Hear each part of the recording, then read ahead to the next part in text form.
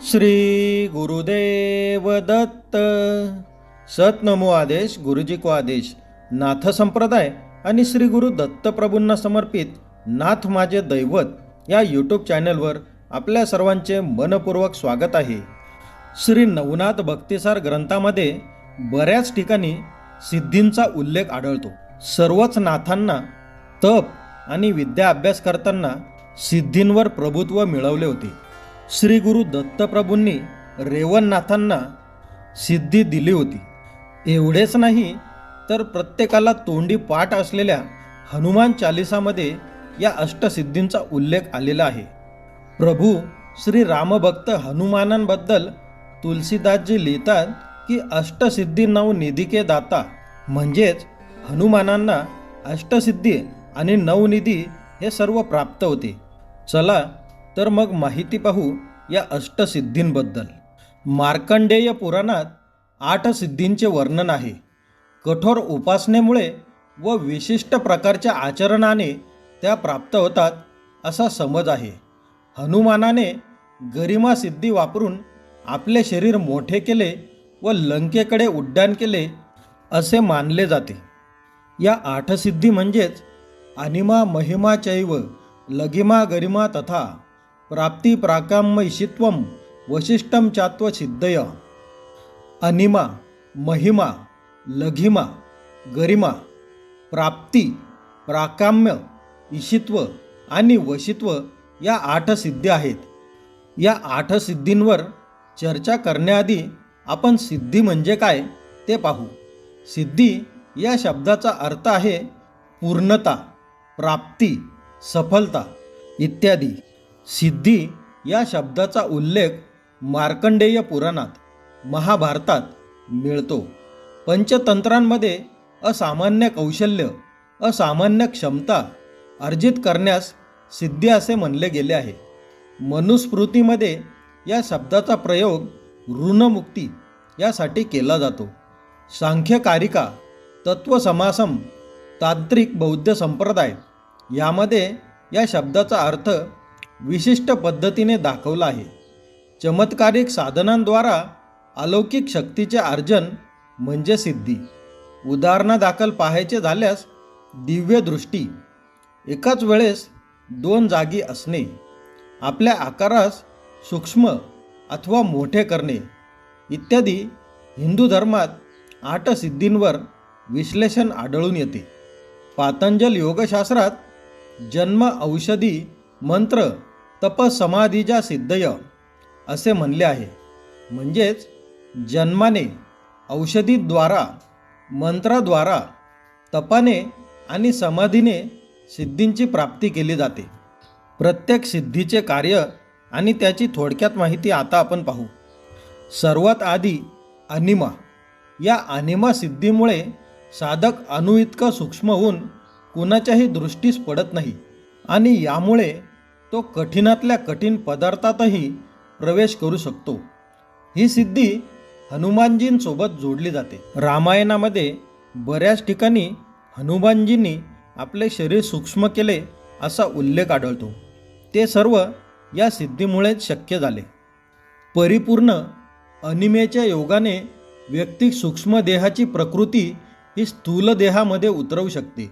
त्यामुळे अग्नी त्याला जाळू शकत नाही, शस्त्रास्त्रांचे घाव त्यावर बसू शकत नाहीत, हवेविना गुदमरायला होत नाही किंवा पाणी त्याला बुडवू शकत नाही. यानंतर महिमा. महिमा सिद्धी ही अनिमा सिद्धीच्या एकदम विरुद्ध आहे. साधक आपल्या शरीराला असीमित विशालकाय करण्यास समर्थ असणे हे या सिद्धीच्या कक्षेत येते. परिपूर्ण महिमा सिद्धीच्या योगे व्यक्ती आपल्या स्नायूंचा विकास न करताही अगदी कठीणातले कठीण पराक्रम सहज शक्य करून दाखवू शकतो. यानंतर गरिमा. शरीरास वजनदार, भारी बनवण्याची कला, क्षमता म्हणजेच गरिमा सिद्धी. आपण महाभारतात संदर्भ वाचतो की श्रीकृष्णांची तुला करताना सर्व काही दुसऱ्या पारड्यात टाकलं गेलं तरीही श्रीकृष्णाचं पारडं जड, अर्थात त्यांच्या शरीरास त्यांनी भारी वजनदार बनवलं होतं, ज्यामुळे त्यांचं पारडं जड झालं होतं. या सिद्धीमध्ये महिमा सिद्धीसारखा शरीरास विशालकाय करायचे नाही, तर त्याच शरीराचा आकार न बदलता वजन वाढवायचे असते, जेणेकरून कुणीही त्याचे शरीर हलवू शकणार नाही. महाभारतामध्ये भीमाचे गर्वहरण करण्यासाठी हनुमंतांनी याच सिद्धीचा प्रयोग केला असावा. परिपूर्ण गरिमा सिद्धीच्या योगाने व्यक्ती अतिशय जड आणि अचल बनतो, ज्यामुळे हिमस्खलनाचाही धक्का बसणार नाही. अशा प्रकारची दृढ सिद्धता व्यक्ती विकसित करू शकते. यानंतर लघिमा, शरीरास भाररहित करण्याची क्षमता असणे म्हणजेच लघिमा सिद्धी. शरीर, मन, बुद्धी, वाणी आणि इंद्रिय यामध्ये लाघवता आणणे हे या सिद्धीमध्ये येते. लघिमेच्या योगाने मनुष्य त्याचे प्राकृतिक तत्व असल्याप्रमाणे वाऱ्यावर स्वार होऊन हवेमध्ये विहार करू शकतो. यानंतर प्राप्ती, साधक हा कुठेही गमन करू शकणे हे या सिद्धीच्या क्षमतेत येते. शरीराच्या गतीपेक्षा मनाची गती ही इथे वर्धित झालेली असते. आपल्या इच्छेनुसार अदृश्य होऊन साधक हा गमन करू शकतो. गमन करू शकणे म्हणजेच एका ठिकाणाहून दुसऱ्या ठिकाणी जाता येणे. एवढेच नाही तर इतर व्यक्तींचे विचार, त्यांच्या शक्ती, त्यांच्या भावना ग्रहण करण्याची शक्ती आणि स्वतःचे विचार, भावना, शक्ती आणि व्यक्तिमत्व यांचे इतरांवर प्रक्षेपण करण्याची शक्ती म्हणजेच प्राप्ती. यानंतर प्राकाम्य, दुसऱ्याच्या मन, मत आणि विचार यांना समजून घेणे हे असे या सिद्धीचे लक्षण आहे. जेव्हा दुसऱ्याच्या मनातील एखाद्या गोष्टीस अत्यंत सरलतापूर्वक साधक समजू शकतो, तेव्हा समोरच्या व्यक्तीच्या अभिव्यक्तीस कारणच उरत नाही आणि तिथे मनोसंवादास प्रारंभ होतात. इंद्रिय आणि मनावर पूर्णतया पटुता म्हणजेच प्राकाम्य.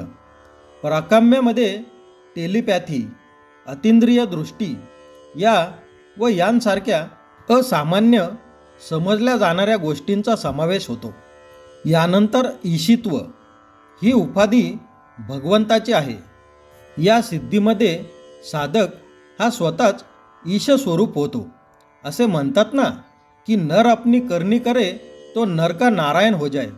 अगदी तसेच हा साधक या सिद्धींच्या कारणाने भगवत स्वरूपच होतो, तल्लीन होतो. जड किंवा बुद्धिविहीन असणाऱ्या सर्व वस्तुमात्रांवर आणि प्रकृतींच्या सर्व शक्तींवर परिपूर्ण नियंत्रण म्हणजे ईशित्व. श्री नवनाथ भक्तिसार ग्रंथामध्ये आपण वाचलेले आहेत की गोरक्षनाथांनी दगड आणि वृक्षवेली यांच्याकडून गायन करून घेतले. तसेच पुढे रेवणनाथांच्या कथाप्रसंगामध्ये मच्छिंद्रनाथांनी पशुपक्षी, प्राणी या सर्वांना आपल्या हाताने भोजन घातले आणि द्वैत अद्वैत हा भाव त्यांनी नष्ट करून टाकला. यानंतर वशित्व, कोणासही वश करून घेणे हे या सिद्धीचे कार्य. एखाद्या करवी विधायक कार्य करण्याच्या योगे ही सिद्धी कामी येते. मौखिक किंवा लिखित शब्दांच्या त्वरित आज्ञापालनाची शक्ती म्हणजेच वशित्व. या प्रकारे 8ही सिद्धींचे नाव आणि गुणविशेष आपण पाहिले. ही सर्व माहिती नाथपंथी योगींकडून आणि पौराणिक ग्रंथातून आपल्या माहितीसाठी इथे दिली आहे. मी फक्त संकलन करण्याचे काम केले आहे. आजचा व्हिडिओ आपल्याला आवडला असेलच अशी मी आशा करतो व आपल्या सर्वांना विनंती करतो की आपण जर चॅनलवर नवीन असाल तर कृपया चॅनलला सबस्क्राईब करावे आणि बेल आयकॉन प्रेस करावे, ज्यामुळे चॅनलवर येणारे सर्व व्हिडिओ आपल्यापर्यंत पोहोचत जातील. व्हिडिओ आवडल्यास किंवा काही सूचना असल्यास कमेंटमध्ये नक्की कळवावे. नाथ संप्रदाय आणि दत्तप्रभूंबद्दल वेगवेगळ्या माहितींचे व्हिडिओ घेऊन आपण भेटू पुढील व्हिडिओमध्ये. तोपर्यंत श्री गुरुदेव दत्त. ओम नमो आदेश.